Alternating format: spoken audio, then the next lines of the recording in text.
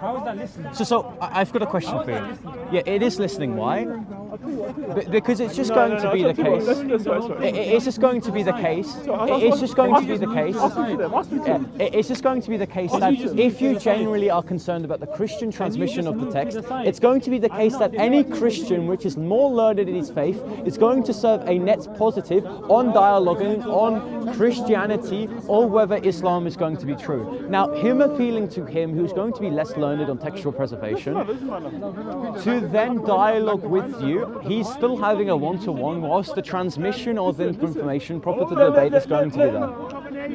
It's going to be one-on-one. Yeah, but here's the thing, right? One-on-one. He expects you to be by yourself because look, there's Muslims all there and there's just one Christian there at his side. Stephen or Peter. If he doesn't leave, I'm leaving. But that's what he's trying to do. Now, if their debate is going to say that... If he stays, I'm going. Yes, but do you know why that is so? Because I'm actually learned in textual criticism and I ultimately know... No one's speaking to me. Hold on, were you speaking? Right now. Yes. Listen. So, listen, it's going to be me and him. If he is genuinely concerned about whether Christianity or Islam...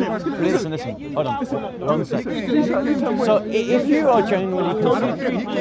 It's me and him. Yeah, hold on. It's me and him. So listen, he's trying to trap you. Bro, he's trying to trap you in a corner.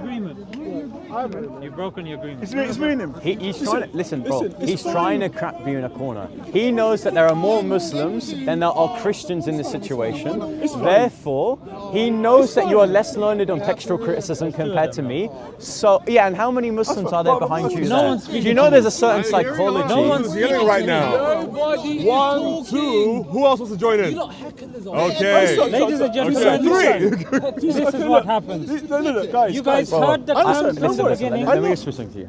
It was supposed to be one-on-one. He's got someone whispering to him. He's now come in. Now it's supposed to be 3 versus 1.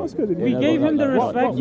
I've seen your dialogue with Smile2Jannah especially. You kind of freeze up, right? No, bro. I'm genuinely concerned, right? That's why I was... 3 versus 1 is the same as 1 versus 1. I was just trying to tell you. This is the Trinity logic. No. Ah, really? Well, there's 99 of you guys Listen. and 1 of him. David. This is Allah logic. Guys. Lovely. Guys, stop. Listen. I'm happy. One-on-one. I mean, Smile2Jannah, would you like to have a Listen, one-on-one discussion with me? One-on-one, stop, guys. One-on-one.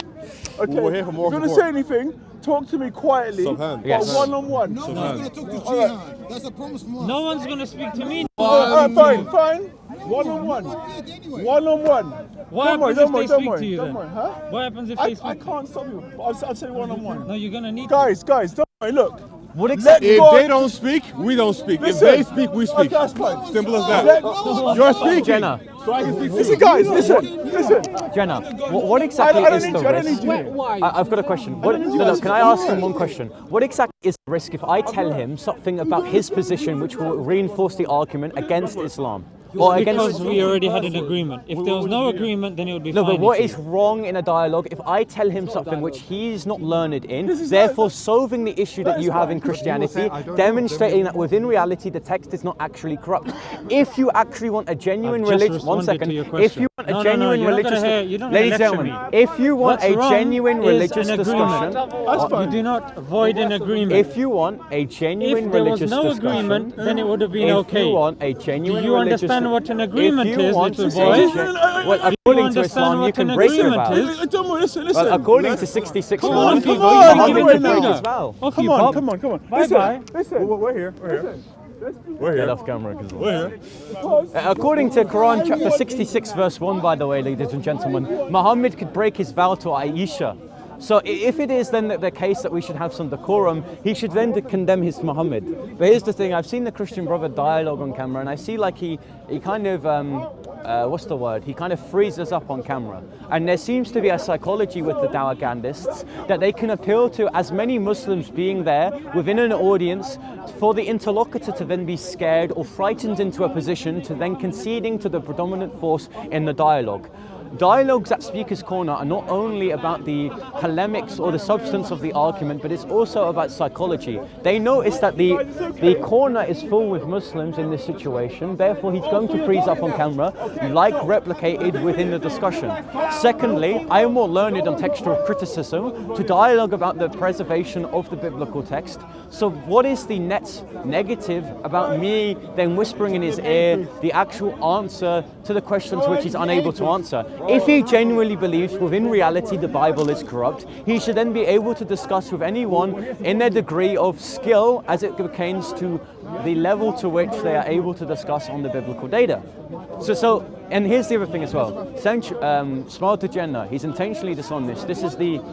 Previously, I've tried to dialogue to him about the Bible and Christianity itself, to which he has explicitly ran away from me in famous occasions when we spoke about hypostatic union. So I'm not trying to reduce this dialogue into being like this maniac, you know, I shout at you, you shout at me. I want a genuine discussion on biblical data and its preservation of the texts. I mean, most biblical scholars, although conceding to slight copyist errors, would actually agree that in antiquities it's quite impressive to have a 1st century mass train of transmission.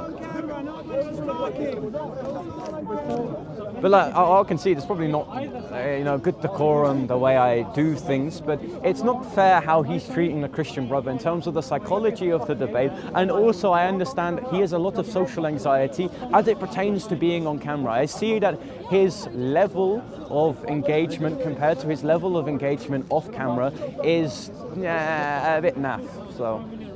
What's the agreement? A debate about how the debate. Harry. I'm leaving at 6. That's fine. I want to get some food. It's better to have it as a one-on-one because at least the viewers are going to hear. 23 minutes. What's Channel, his YouTube channel. Who that guy there? His channel is literally Smile2Jannah. Okay, so to reiterate, I don't know what was caught, what wasn't caught.